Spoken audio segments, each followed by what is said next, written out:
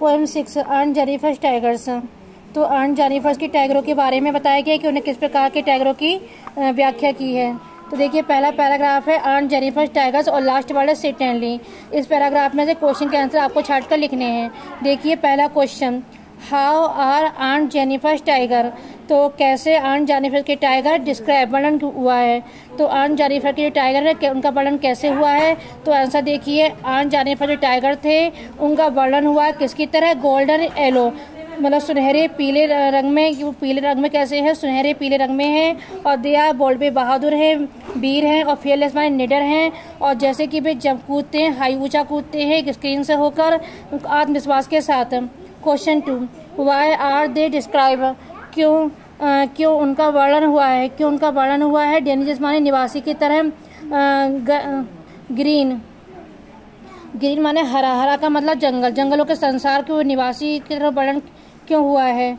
तो आंसर देखिए they have been describe, उनका वर्णन हुआ है डेनिजिस माने निवासियों की तरह, एक संसार का, काय का संसार, ग्रीन का, हरा का मतलब हरियाली है जंगल, क्योंकि दे लिव वो रहते हैं घने जंगल, हरे जंगल में रहना पसंद करते हैं, उसी में वो रहते हैं। वाई आर दे, क्यों वे नहीं डरते व्यक्तियों से, पुरुषों से, व्यक्तियों से नहीं डरते। तो आन जाने वाले टाइगर जो है वो एक सिंबल है, सिंबल चिन्ह या प्रतीक है, काय का प्रतीक है, स्ट्रेंथ का, शक्ति का प्रतीक है। दे आर नॉट एफ्रेड, वो नहीं डरते हैं किससे, व्यक्तियों से, क्योंकि वे स्ट्रॉन्ग हैं, वे मजबूत हैं, बहादुर हैं और निडर हैं।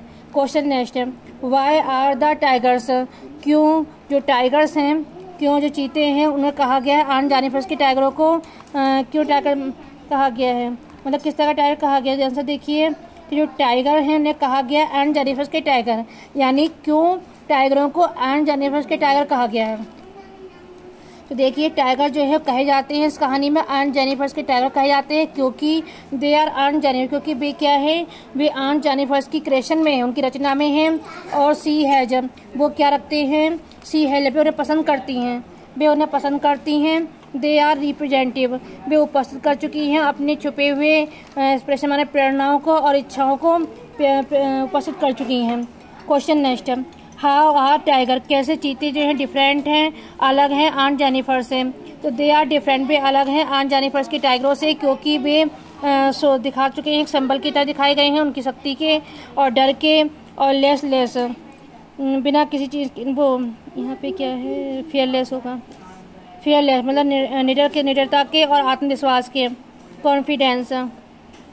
जैसे कि आन जेनिफर जो हैं वो दिखा चुके हैं एक कायर स्त्री को जो बोझ रखती है, मैटर वैवाहिक रिश्तों का जिम्मेदार, रिस्पॉन्सिबिलिटी लिखा है, रिस्पॉन्सिबिलिटी जिम्मेदारियों का, और लेकिन मैंने कमी दिखाई गई है आत्मविश्वास की। नेक्स्ट पैराग्राफ, दूसरा पैराग्राफ आन जेनिफर टाइगर स्टार्ट वर्ड है, लास्ट वर्ड है इन जेनिफर्स के hands. Question 1, what is the आन जेनिफर्स, क्या आन जेनिफर्स का मूड है, क्या उनकी मन की दशा है, मूड माने उनका मन या मन की दशा। आन जेनिफर्स का जो मूड है वो एनेक्सियस है, उत्तेजित है और निडर है, ठीक है, उत्तेजित है और निडर है। वह महसूस कर रही हैं डर किसका, अपनी विवाहित जिम्मेदारियों का डर को महसूस कर रही हैं। क्यों, उनकी जो उंगलियां हैं वो कपकपा रही हैं, तो हर फिंगर, उनकी जो उंगलियां हैं वो कपकपा रही हैं। और सीख फैंड वह पाती हैं, हाथी के दांत से बनी हुई कोई निडर सुई पाती हैं, हार जो कठोर है खींचने के लिए, जैसे कि वह उदास हो जाती हैं, किसके कारण, अपने हस्बैंड के कारण उदास हो जाती हैं।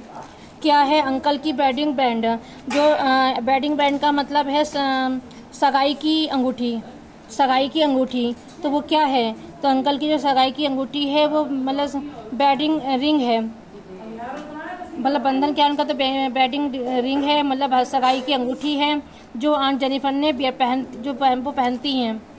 वाई इज अंकल, क्यों अंकल का जो वेडिंग बैंड है मतलब सगाई की अंगूठी वो इतनी हैवी क्यों कही गई है, भारी क्यों कही गई है, क्योंकि वो जिम्मेदारियों का जिम्मेदारियों के लिए प्रतीक माना गया है, चिन्ह माना गया है।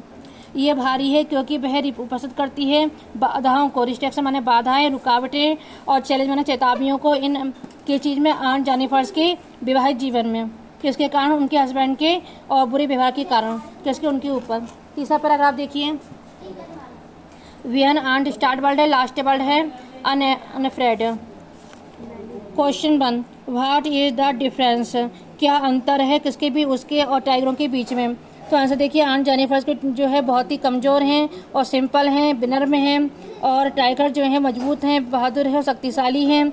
शी इज बाउंड, वह बंधी हुई है किससे? अपने विवाहित जीवन से, जबकि टाइगर जो है फ्री हैं घूमने के लिए हरे जंगलों में। क्यों आंट जेनिफर की जो है वो उत्पन्न करते हैं टाइगरों को सो इतने डिफरेंट तरीके से, उससे उनके अपने करेक्टर को लेकर।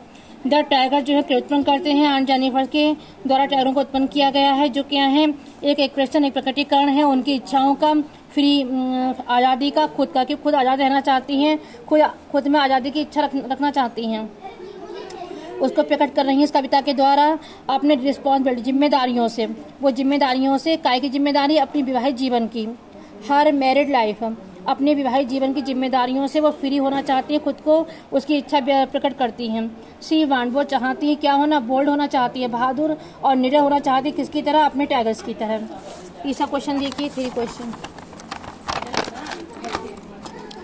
क्या व्हाट विल हैपन, क्या होगा? हर टाइगर, उनके चित्रों का, उनके चीते जो हैं उन टाइगरों के साथ क्या होगा उनकी मृत्यु के बाद? तो टाइगर जो है वो इटर्नल हैं, आंतरिक हैं, वे क्या होंगे? याद किए जाएंगे, मरने के बाद, उनकी मृत्यु के बाद भी याद किए जाएंगे। शी वांट, वह चाहती है बताना कि जो टाइगर्स हैं, जैसे कि टाइगरों का यहाँ पे किसका प्रतीक माना गया? व्यक्तियों का, पुरुषों का, जो अत्याचार करते हैं, परेशान करते हैं वाइफ को। विल बी फेयरलेस, वो निडर हो जाएंगे और करनी दशा रखेंगे स्त्रियों की, जो चेंज नहीं होगी, कहीं बदलेगी नहीं। वह डिड सी, क्या वह करेंगी सामना भय का? फिर फेस माने सामना करना, तो सामना करने के लिए भय का, भय रखती हैं टाइगरों को ऑन द पैनल पर रखती हैं। पैनल का मतलब होता है पैनल में नहर होता है।